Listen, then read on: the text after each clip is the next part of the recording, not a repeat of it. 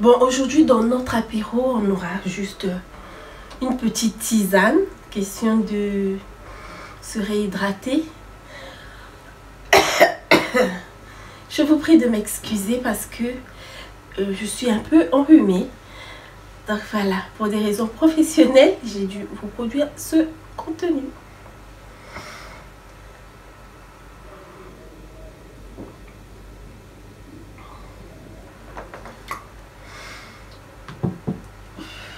On peut l'appeler espresso, cappuccino ou latte. Le café est une boisson consommée dans tous les hémisphères de la Terre. Eh bien, ensemble aujourd'hui, nous allons tenter de comprendre pourquoi, tout simplement. On va se poser la question, on va comprendre pourquoi le café est l'une des boissons les plus consommées au monde. Madame et monsieur, bonjour, vous êtes sur votre émission L'heure de l'apéro. Dans cette émission, nous développons des sujets très importants à la suite de certaines recherches. Donc, si ce genre de sujet vous intéresse, n'oubliez pas de cliquer sur le bouton s'abonner et activer la petite cloche de notification afin de ne rien rater de ce que nous partageons. Également, partagez pour en faire profiter le maximum de personnes autour de vous. Mettez un petit like et dites-nous ce que vous en avez pensé. Et donc, c'est présenté par Maman Reine. Qu'est-ce que le café? Tout simplement. Une grande question. Le café, je vous cite, je cite Google. Le café est une boisson stimulante obtenue à partir de la graine torréfiée produite par le caféier. Donc le café est une boisson stimulante obtenue à partir de la graine torréfiée du caféier. Voilà, donc encore appelé en arabe kawa, il fait partie des 3 principales boissons contenant de la caféine les plus consommés dans le monde, avec le thé et le maté. Donc apparemment dans le thé il y a un peu de caféine. On va pas se pencher sur ce sujet aujourd'hui.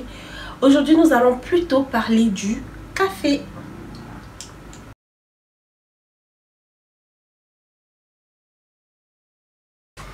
Donc certaines sources nous disent que le café viendrait du Congo. D'autres nous disent que ça vient de l'Éthiopie, donc en fait, principalement de l'Afrique. Mais on a également des sources qui nous disent que le café vient d'Asie. Et aujourd'hui, le premier pays producteur de café au monde, c'est le Brésil. Et le premier producteur mondial de café, c'est l'Éthiopie depuis les 3 dernières années. Donc là, les statistiques se basent sur les 3 dernières années. Donc l'Éthiopie est numéro 1 en Afrique.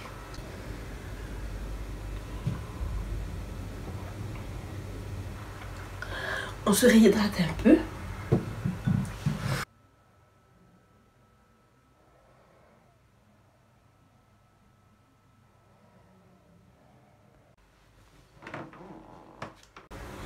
Parlons des 10 pays producteurs, dans les 10 premiers pays producteurs de café sur le continent africain. Cette statistique date de 2020. En premier, on a l'Éthiopie. En second, on a l'Ouganda. On a la Tanzanie. La Côte d'Ivoire qui est 4e. C'est une surprise. La Côte d'Ivoire est 4e. Et en 5e position, on a Madagascar. Madagascar, le pays de la vanille. Ils produisent ici également beaucoup de café. Et également, on a la Guinée en 6e position. On a le Kenya et le Cameroun en 7e et 8e position. On a la République démocratique du Congo en 9e position. Et en 10e, on a le Rwanda. On a le Rwanda. J'ai voulu parler également du 11e producteur, qui est le Togo, parce que généralement on a tendance à dire oui, au Togo ils produisent pas grand chose, au Togo, alors que le Togo est sur la liste des 11 plus grands producteurs de café en Afrique. Quand même, c'est pas rien.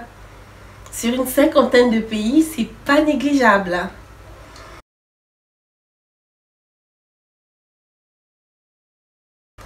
parlons de la production et de la récolte. Comment on fait pour planter un caféier, autant pour moi? Comment fait-on pour planter un caféier, à votre avis? Je vous explique comment. On commence par tremper la graine pendant 24 heures dans de l'eau, dans un récipient d'eau. On le laisse pendant 24 heures. Et ensuite, on va le mettre en terre. Tout simplement. Est-ce que le caféier, comme tous les autres arbres, le manguier, le pommier, l'avocatier, ont besoin de températures spécifiques pour une bonne croissance? Et bien sûr, oui. La réponse est oui. Le caféier, en fait, a besoin de conditions spécifiques pour bien pousser. Donc, déjà, vous avez l'altitude, vous avez l'ombrage et vous avez les précipitations. Il y a deux principales variétés qui sont le plus cultivées. On a l'arabica et on a le robusta. Moi, je suis plus robusta qu'arabica. L'arabica, il est plus parfumé, mais le robusta, il est comme son nom. Il est bien robuste. Voilà. Et donc, comment on fait? Une fois que l'arbre pousse, commence à produire des fruits, ça a la forme des cerises. Donc, on récolte ces cerises-là à la main. On attrape une cerise, on tourne jusqu'à ce que ça se détache. Donc, une fois qu'on fait ça, c'est pendant que la cerise, elle est encore verte. Hein. On va la prendre, on la met pour la déshydrater. Une fois qu'on l'a déshydratée, on va la décortiquer et puis l'exporter. Donc, c'est comme ça que vous vous retrouvez avec du café d'Afrique, en Europe, en Amérique, en Asie. C'est comme ça.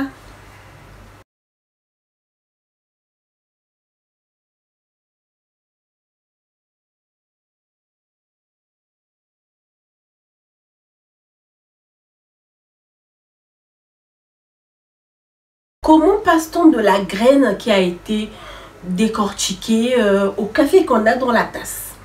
Eh bien, ce qu'on va faire, c'est que cette graine qui a été déshydratée et qui a été séchée et décortiquée, on va la torréfier. Donc, on va presque la brûler en fait. Torréfier, c'est griller, mais genre chauffer, mettre à haute température.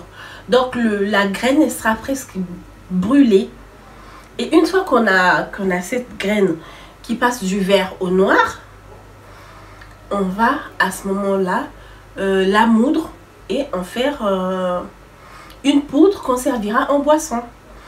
Et lorsqu'on la torréfie, ces arômes, oh là là là là, je vous invite à aller chez un vrai, comment on appelle ça? Comment on appelle ça? Le coin café. J'ai oublié comment on appelle ça.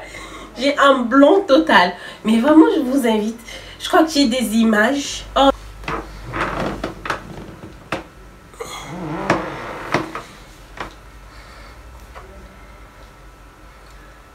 Une autre manière de consommer le café, c'est le décaféiné. Donc, nous avons le café torréfié, nous avons le café décaféiné et nous avons le café soluble ou dissoluble. Donc, le café décaféiné, je vous explique d'abord c'est quoi, comment on fait la décaféinisation. Déjà, la décaféinisation, c'est le processus qui permet d'ôter la caféine tout en préservant les composants responsables de la richesse aromatique du café en fait. Donc, si vous ne supportez pas le fait que le café donne des insomnies, que le café vous garde éveillé jusqu'à une certaine heure, il est préférable de consommer le café décaféiné.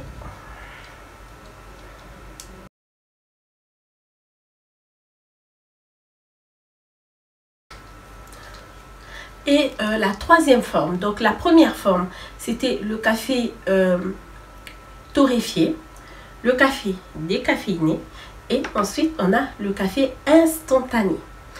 Les trois sortes de café nous permettent de faire notre boisson, que ça soit, quelle que soit la variété de café.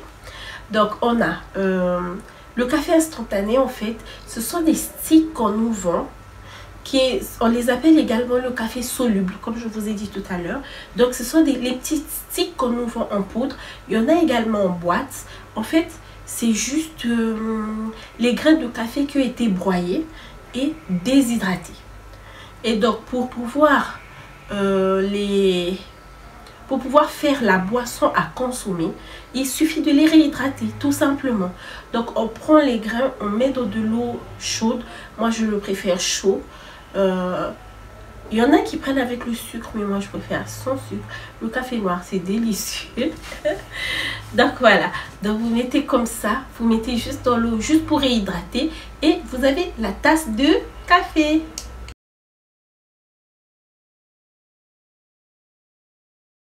Quels sont les avantages de boire le café? Très sincèrement, là je cite Internet. Ces informations ne viennent pas de moi, mais d'Internet. Donc sur Internet, il est dit que vous allez trouver en barre d'infos tous les liens que j'ai utilisés pour avoir les informations. Comme ça, vous pourrez aller vérifier à votre tour. Donc je vais vous mettre en barre d'informations tous les liens. Donc on dit que les avantages pour boire le café. Donc boire le café, la consommation régulière permettrait, outre ses vertus anti-fatigue bien connues, de faire baisser le diabète, de se protéger des radicaux libres grâce aux antioxydants qu'il contient, de prévenir les calculs biliaires et stimuler les capacités cérébrales, etc. Également, on nous dit que de boire le café décaféiné, ça peut également offrir les mêmes avantages nutritionnels que le café ordinaire. À part le fait qu'il n'y ait pas de caféine, donc ça ne maintient pas éveillé. J'ai pas bu de café, rassurez-vous. Si vous me suivez sur Instagram, d'ailleurs, je vous mets mon compte juste là. N'hésitez pas vraiment à aller me follow sur Insta. Et si vous me suivez déjà, vous savez que je pose souvent des tasses de café le matin. Tous les matins pratiquement, j'ai besoin de ma tasse de café. Là, j'ai une tisane. Mais d'habitude, je prends le café le matin. Ça m'aide à rester éveillée pendant longtemps. Ça m'aide à rester en forme en fait. Tout simplement. Donc en tout cas, n'hésitez pas à me follow sur Instagram. Là-bas, je vous partage mon quotidien.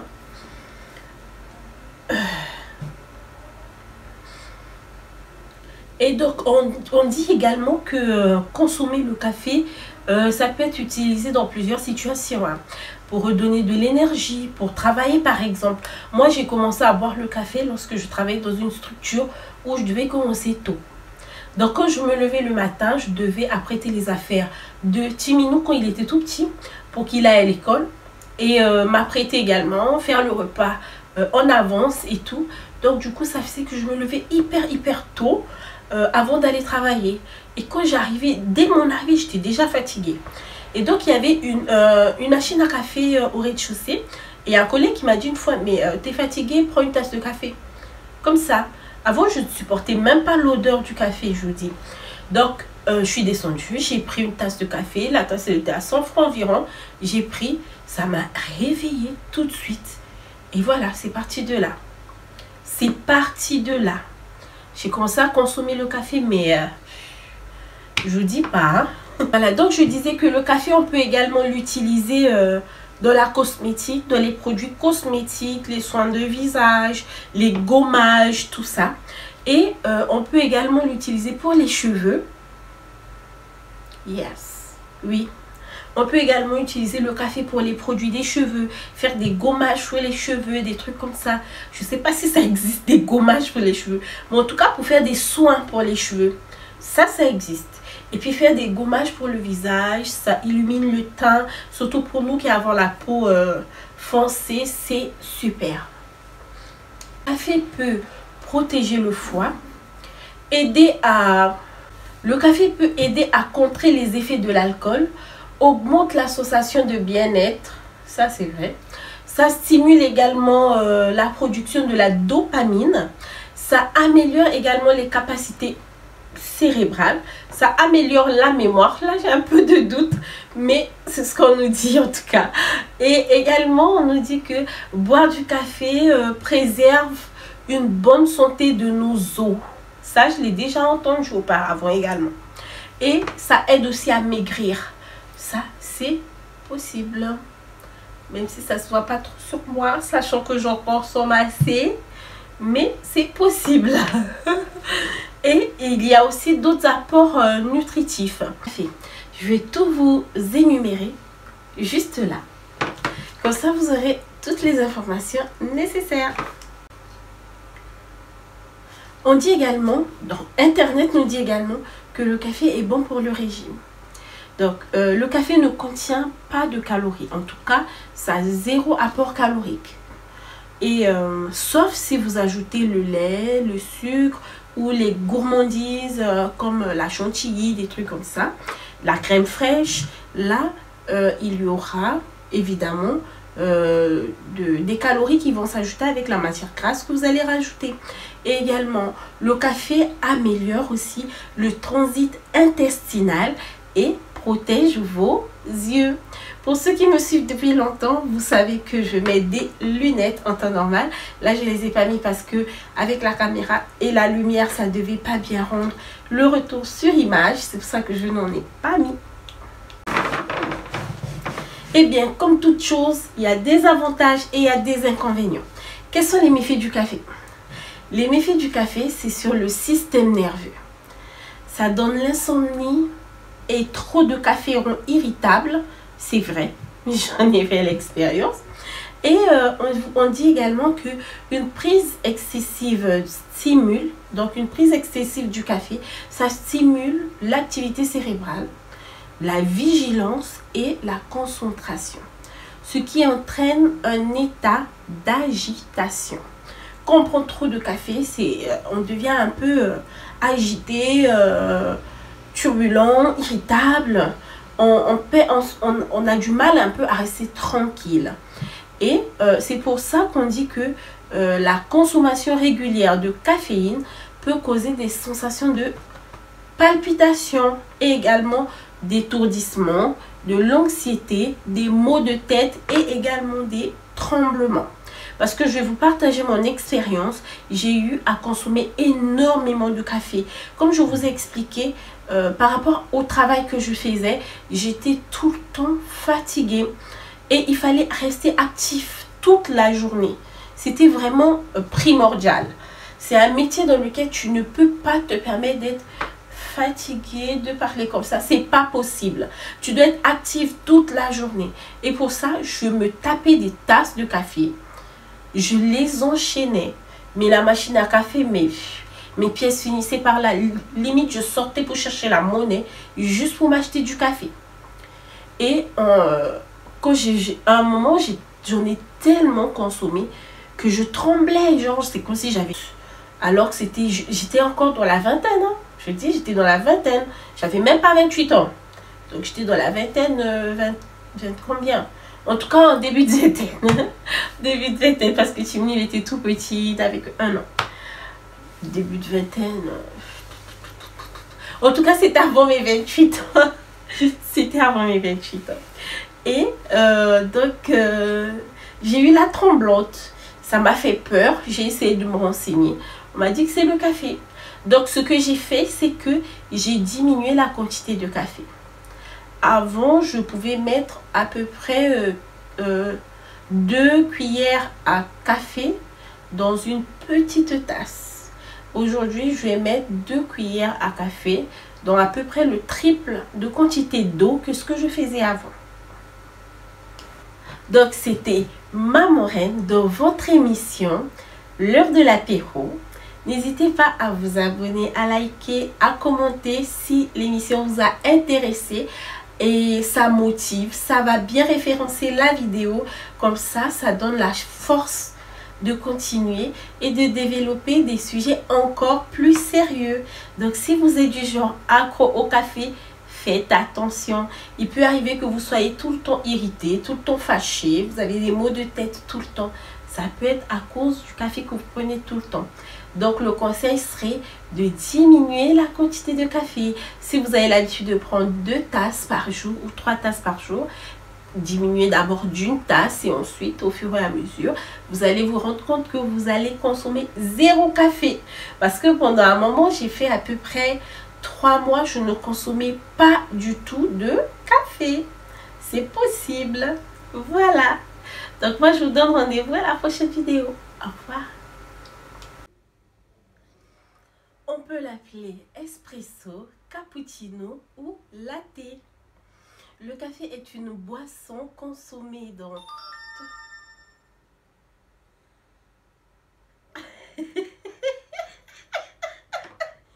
On va bien les aléas du direct à Koufinaï. Maman, ça va me tuer si je casse. S'il vous plaît. Tu me hein? Hein? La tablette de Minou. Pour faire genre j'ai un support alors que ce que je lis là-bas.